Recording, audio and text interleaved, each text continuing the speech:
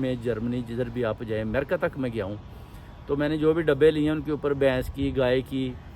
جو بھی دودھ دیتی ہے اس کی فوٹو لگی ہے، اور ادھر پاکستان میں جو اس کے اوپر مریم نواز کی فوٹو لگی ہے۔ اور یہ عجیب سی ان کی منٹیلٹی ہے جو لوگوں میں سمجھ نہیں آ رہی کہ یہ کیا کرنا چاہتے ہیں، ان کا ویژن کیا ہے، یہ عوام کو کیسے اس